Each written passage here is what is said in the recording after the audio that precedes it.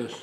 Vamos a seguir la exposición que estábamos haciendo de la crítica del juicio de Kant, y habíamos visto en el último vídeo cómo Kant empieza la primera parte de esta crítica, que es la analítica de lo bello, de una forma sistemática. Empieza aplicando las categorías para analizar lo bello.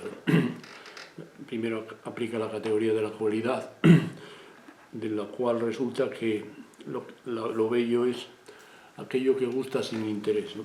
Aquello que produce un placer desinteresado. Eso es propio del arte en sentido estricto, que lo diferencia de otro tipo de placeres, de otras artes que son artes de lo agradable, ¿no? Pusimos el ejemplo de la cocina. Se nos olvidó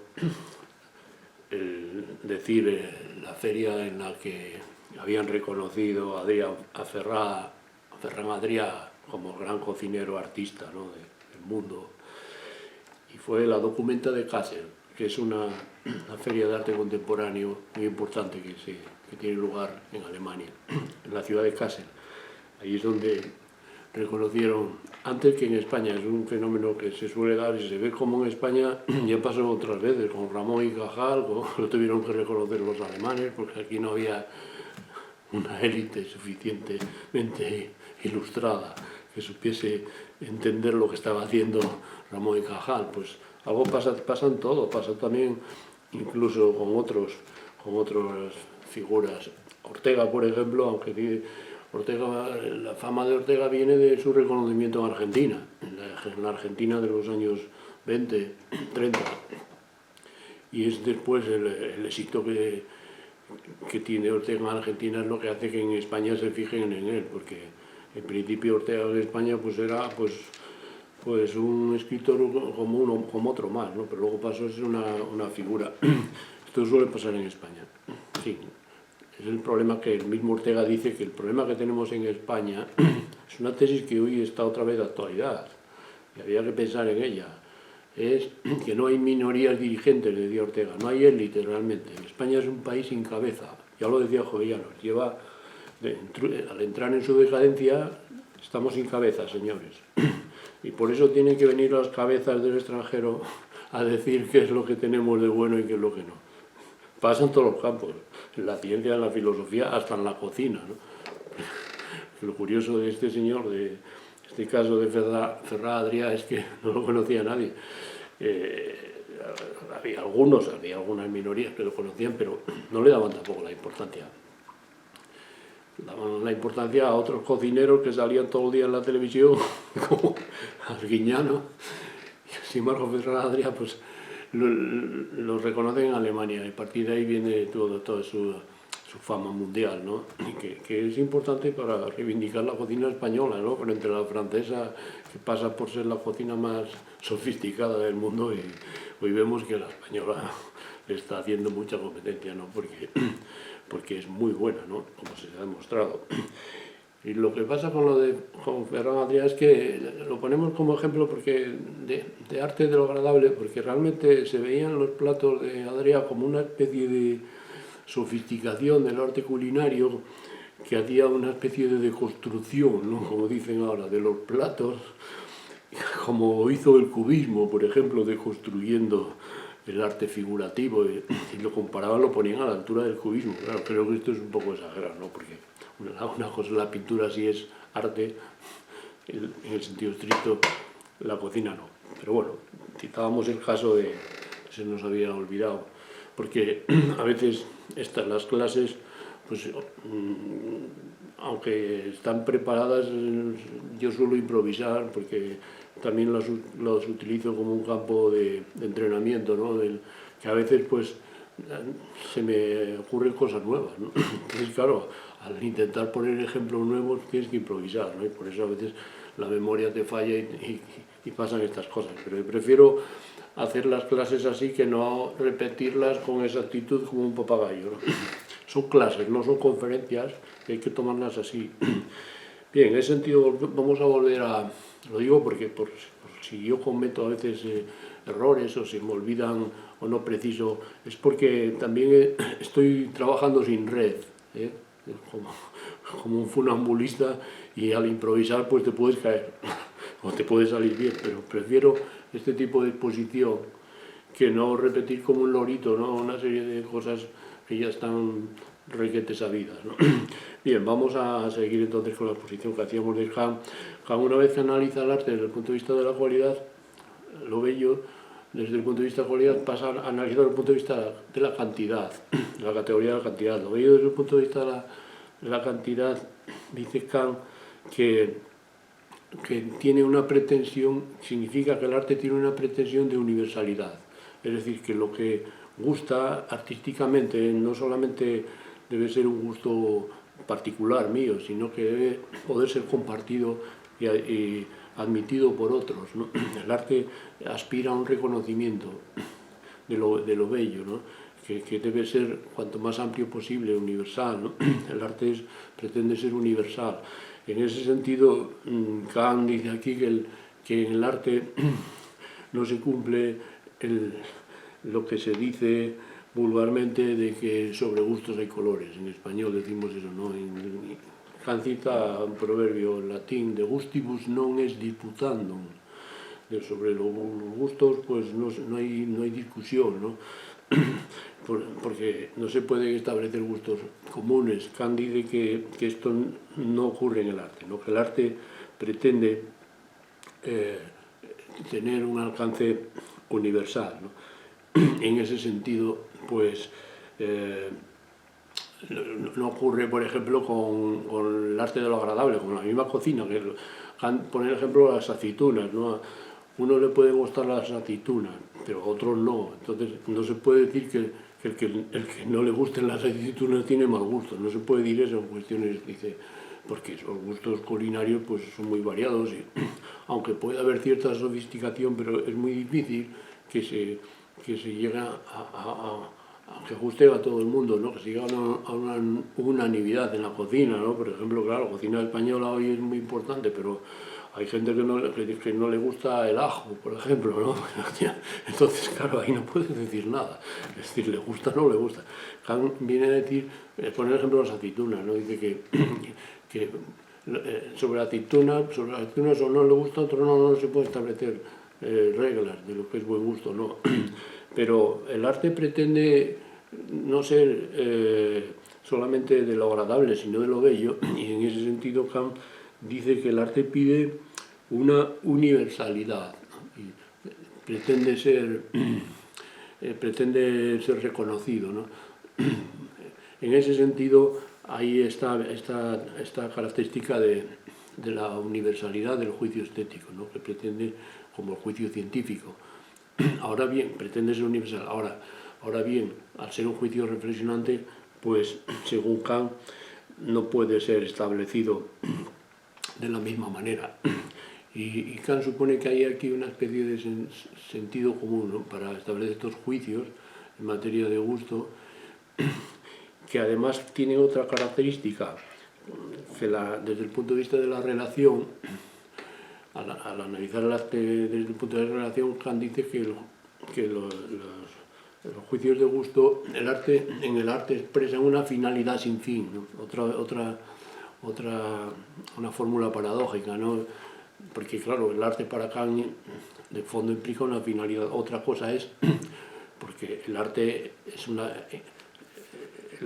está dentro de los juicios reflexionantes que implican una finalidad. Pero desde el punto de vista del análisis del propio juicio, dice que el juicio en materia de gusto expresa una finalidad sin fin. ¿Qué quiere decir esto?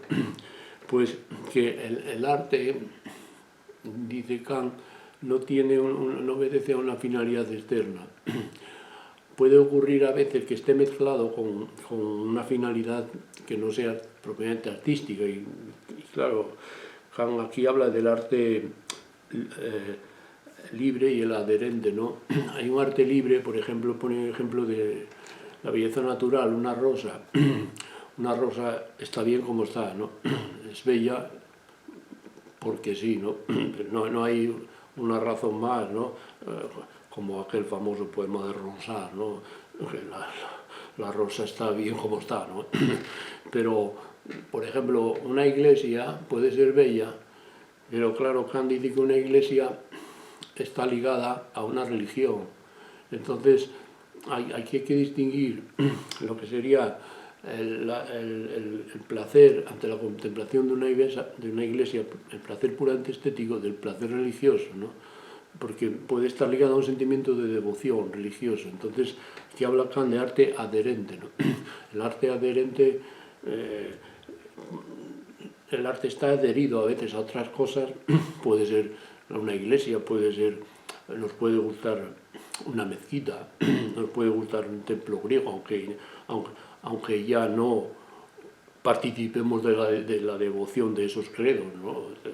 Hoy ya no creemos en Zeus, ni nos parecen cuentos, sin embargo sigue gustándonos el Partenón o las estatuas griegas. En ese sentido, Kant dice aquí que el arte gusta sin finalidad. Hay que verlo que no está ligado a una finalidad. Por eso el arte hay que diferenciarlo, por ejemplo, en el siglo XX de la propaganda, ¿no? Hay un arte al servicio de la propaganda, el agitprop, ¿no? Del arte soviético, que utiliza mucho las técnicas de los artistas para los carteles y todo. Claro, esto es un arte de propaganda. Es arte adherente, pero en sí mismo el arte no está al servicio de ninguna causa, según Kant, ¿no? El placer que produce el arte no es porque seas partidario de esa ideología y si no, no te gusta, ¿no? Puede haber en todo este arte que se hizo en la Unión Soviética, el famoso del arte de propaganda que crearon todos las técnicas de los carteles, la propaganda, pues claro, ahí había artistas, el futurismo, ¿no? El movimiento futurista, pues que también se utilizó después por el fascismo en Italia. Pues claro, ahí hay arte, puede haber arte, pero está ligado a otras cosas, ¿no? Y entonces hay que distinguirlo. Esta es la idea que tiene Kant del arte desde el punto de vista de la relación. Por último, desde el punto de vista de la categoría de la modalidad, ¿no? Dice Kant que el arte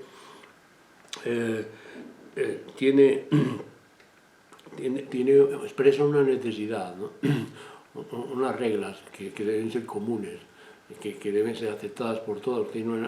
Lo que pasa que es una necesidad sin concepto, porque son juicios reflexionantes. Entonces, ¿cómo ocurre esto?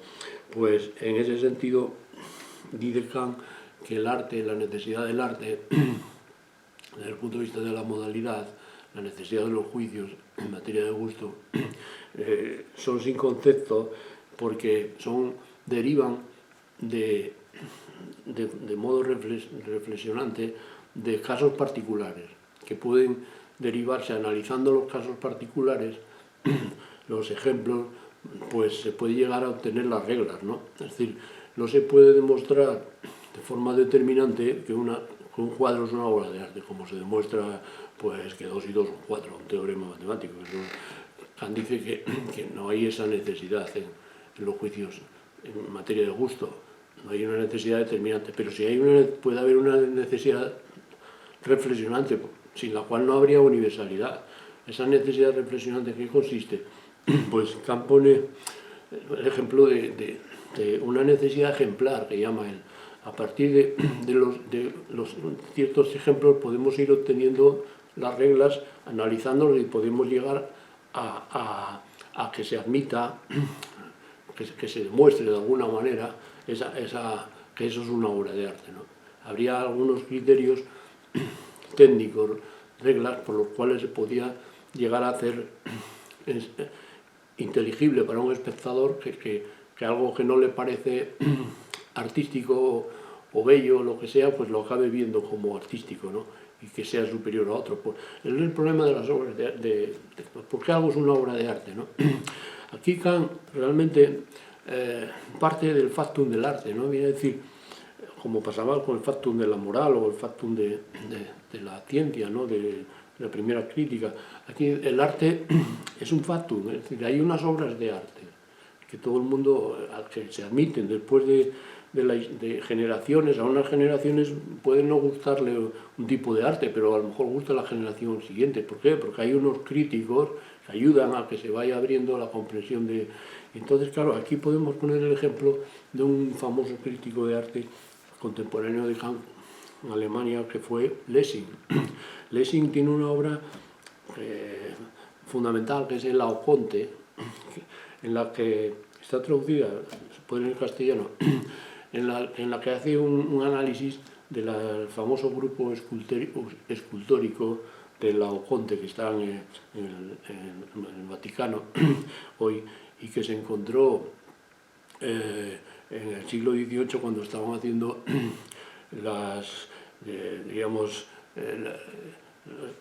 los descubrimientos arqueológicos en Nápoles, ¿no? Y además eso estaba entonces bajo la corona de Carlos III.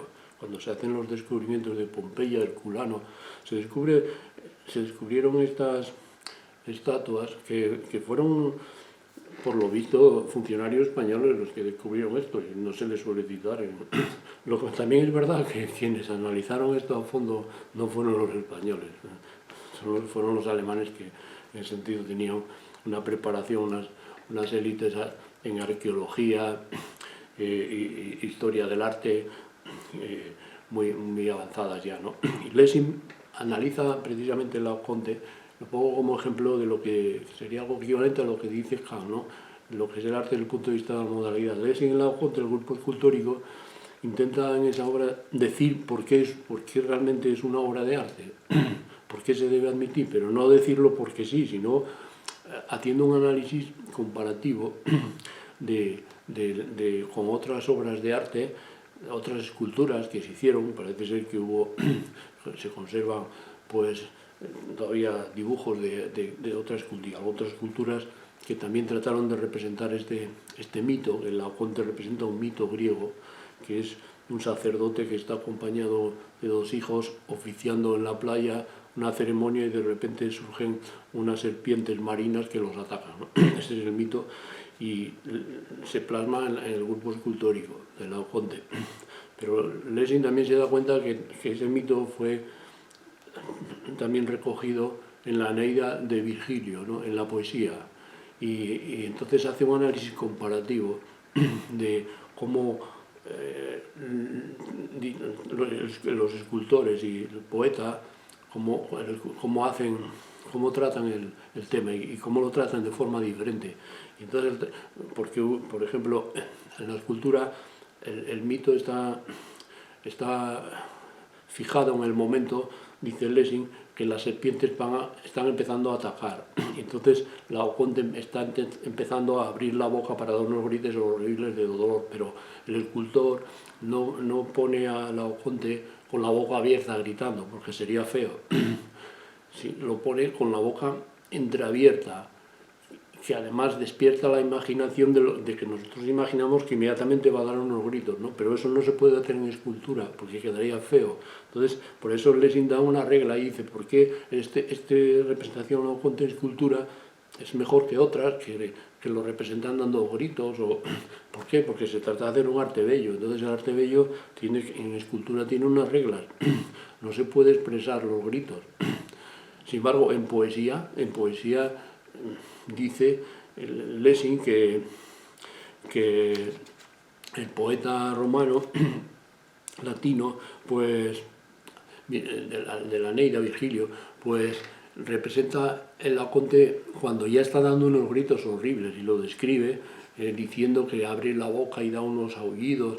Entonces, claro, dice Lessing, ¿por qué en poesía se puede hacer eso y en la plástica, en la escultura no? Porque en la poesía no vemos la boca, pero sin embargo las palabras sí nos sugieren pues una sensación de dolor, ¿no? Puede expresar, y por eso Lessing combate un lema tradicional clásico que era ut pintura poiesis, ¿no? Así como la pintura la poesía. Y Lessing dice, esto no es así, ¿no? Las reglas que rigen para lo bello en poesía no son las mismas que para lo bello en escultura, en plástica. Y en ese sentido, Lessing, buscando estos ejemplos, va obteniendo una serie de reglas, ¿no?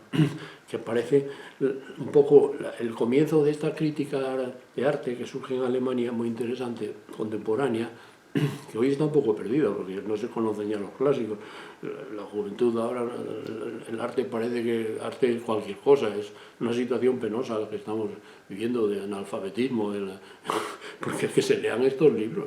Es decir, ahí se ve como Lessing demuestra que en la escultura hay reglas, y que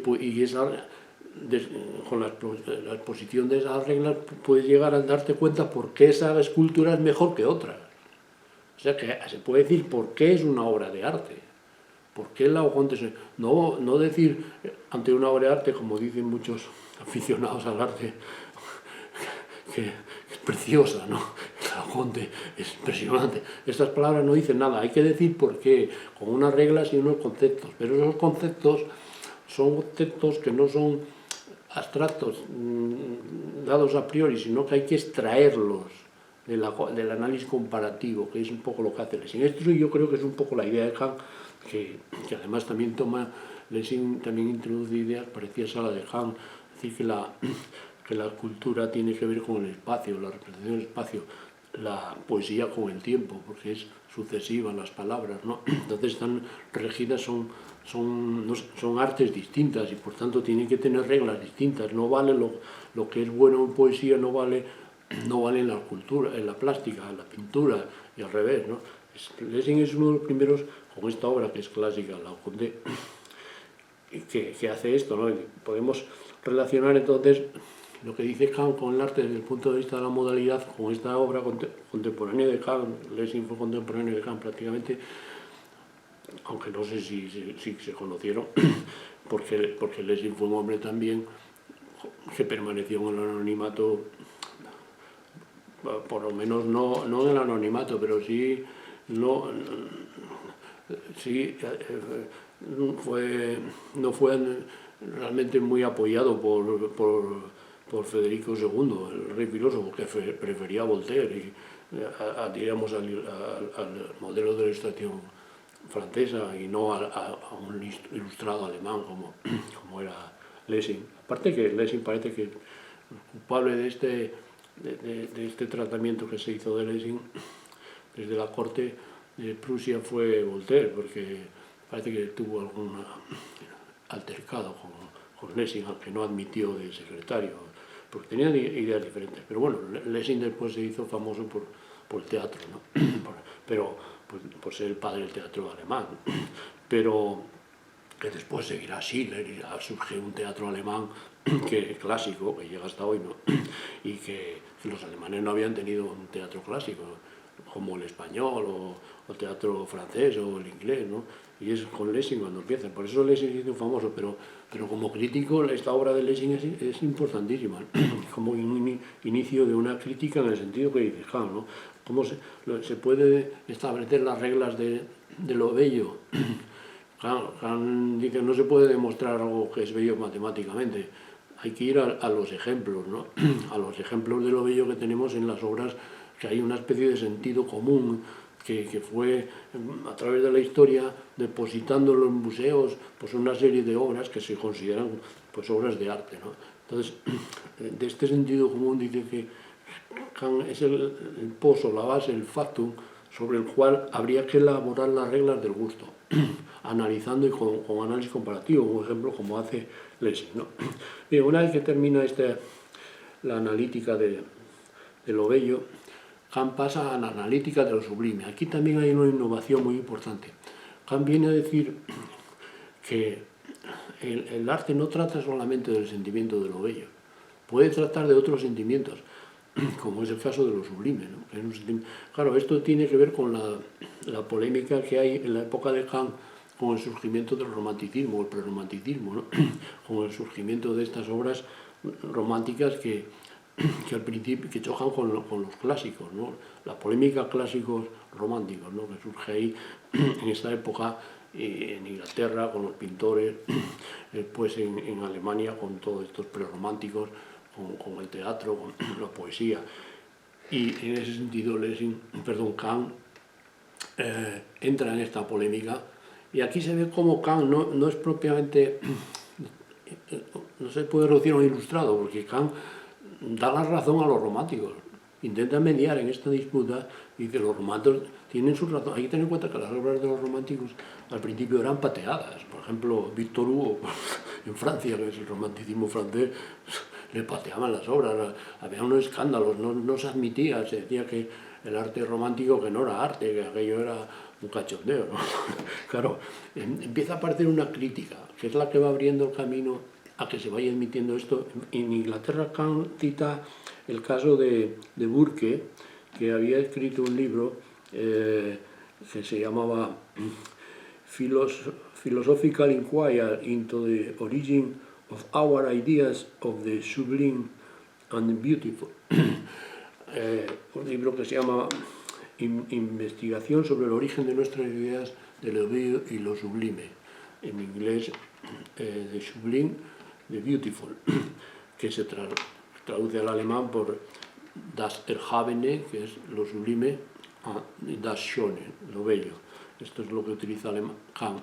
Kant toma ideas de este crítico inglés, de Burke, que sin embargo le reprocha a Kant a que Burke utiliza estas distinciones, que no las inventó él tampoco, aparecen otros antes que él, ¿no? Para calificar el nuevo arte que está surgiendo, que llama después el arte romántico, tiene que ver más con la exploración del sentimiento de lo bello que de lo sublime que de lo bello, ¿no? Y por eso, claro, los que juzgan este nuevo arte desde criterios del arte bello, pues no les parece arte, pero habría que juzgarlo adecuadamente desde otro sentimiento, la exploración del sentimiento de lo sublime, que Kant recoge aquí de estos críticos y tratará de analizarlos, hacer una analítica de lo sublime, utilizando las categorías también, la cantidad, la cualidad, relación, modalidad, ¿no? Para analizar lo mismo que lo bello.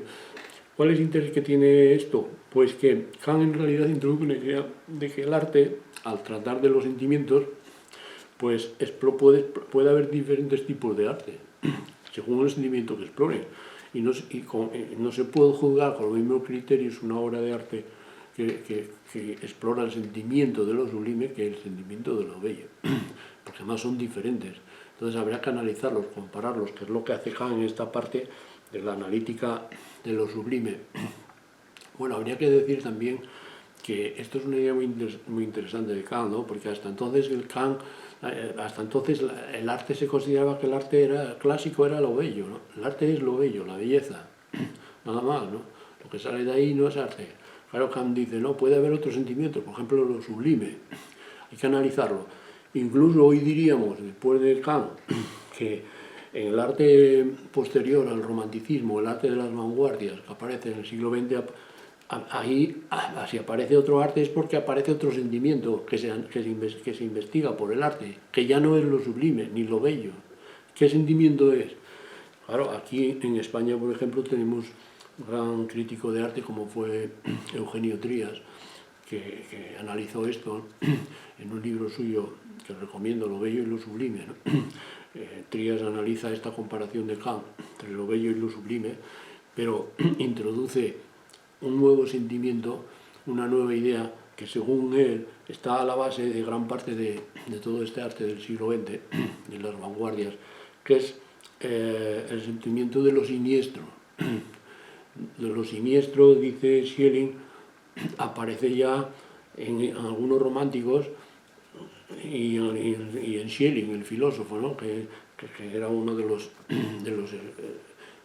creadores de toda la filosofía del arte, ¿no?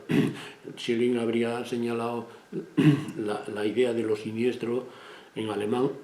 El término es das Unheimlich. Das Unheimlich, traducido al español, sería lo no hogareño, ¿no? Lo que es extraño. Y Schelling define este sentimiento como una situación en la que, estando en algo, estando en lo hogareño, en la tranquilidad, en la confianza ante lo que tenemos, de repente comparece lo siniestro, ¿no? Lo siniestro se abre paso de forma abrupta y crea un sentimiento que ya no es lo sublime, que es un sentimiento distinto. Y es que Trías, por ejemplo, aplica esto para el análisis del cine de Hitchcock. Por ejemplo, Hitchcock, la obra, por ejemplo, la película Psicosis de Hitchcock, pues sería un ejemplo de obra en la que se explora el sentimiento de lo siniestro, ¿no? No es lo sublime ni es lo bello, es lo siniestro, dice Trías. ¿Por qué? Porque, si recordáis la película, pues una señora que oye de Los Ángeles y para en un hotel de carretera y encuentra allí pues a un personaje que la atiende, que es un guapo mozo, muy agradable, diríamos el hotelero, y sin embargo resulta que este hotelero es un hombre siniestro, porque es un paranoico, ¿no? Que tiene a su madre muerta, encerrada en una casa, y luego que la mata, ¿no? Mata a la visitante. Después vienen a investigar qué ocurrió y ahí se descubre todo esto, ¿no? Como la comparecencia de lo siniestro es esto, ¿no? Para Trías, como en la vida cotidiana algo que nos parece agradable, sin embargo por detrás hay un fondo siniestro, ¿no? Que explota y es criminal, ¿no? Y que nos aterra, ¿no? De hecho, Trías también analiza esto en otra película de Hitchcock, Vértigo, ¿no? Que también ahí hay otra, de lo siniestro ahí eso se trata de otra manera, no lo vamos a exponer porque no podemos, pero hay también, esta idea de lo siniestro se ha extendido al cine actual y a las series de televisión, es decir, toda esta moda que hay de estas series, de estas películas que giran en torno a un crimen. ¿Sí? Yo tenía una profesora de alemán que le preguntaba en los años 80 qué es lo que veían en la televisión en Alemania, y nosotros veíamos aquí series como Cuéntame y estas cosas. Decía, no, en Alemania nosotros todas las noches vemos Ein Krimi, decía, un crimen. Es decir, las películas que hoy, ahora ya en España después, 10 años después, pues aparecieron las películas de CSI y todas estas que es siempre un crimen, ¿no? Es lo siniestro que ves el cadáver allá. Esto es sobre la estética de lo siniestro. Es un poco es muy interesante la exposición que hace Trías. Claro, también aparecen otras estéticas del feísmo, de lo que sea. Todo el arte contemporáneo, hay una dispersión del arte que se mete por diversos sentimientos. Y en ese sentido, Kant es el precursor de esto. Es decir, Kant es el que da cuenta que rompe la idea fijista de que el arte trata de lo bello. Y si tú haces una obra que no se veía, no es arte. Claro, Kant dice, no, aquí tenemos lo sublime. Empieza a analizar el arte de lo sublime, que es el arte de los románticos. ¿En qué consiste? Claro, dice Kant, vamos a aplicarle las categorías. Es lo sublime desde el punto de vista, dice que empieza por la cantidad, no por la cualidad. Dice, desde el punto de vista de la cantidad, lo sublime, dice, es aquello, es la representación de algo, de una cosa tan grande que no hay otra más grande que ella, ¿no? En el arte. La grandeza, la representación de la grandeza, por ejemplo, cuando se dibuja, por ejemplo, el cielo estrellado, que dice Kant, al final de la crítica de la razón práctica, dice, hay dos cosas que llenan el ánimo de admiración y respeto siempre nuevo y creciente. Dice, el cielo estrellado sobre mí, la ley moral en mí. El cielo estrellado, dice Kant, porque es la representación de un universo infinito, porque es sublime, el universo porque nos parece sublime, porque rebasa toda imaginación, dice Kant. Es decir, los millones y millones de estrellas que vemos, galaxias, es de todo punto inimaginable, entonces nos sobrecoge esa grandeza, es como si nos sintiésemos aplastados, ¿no? Por semejante grandeza nos da un sentimiento que ya no es de tranquilidad, de armonía, como lo bello, es de terror, ¿no? Es una especie de miedo, ¿no? ante, como sentía Pascal, ¿no? El silencio de los espacios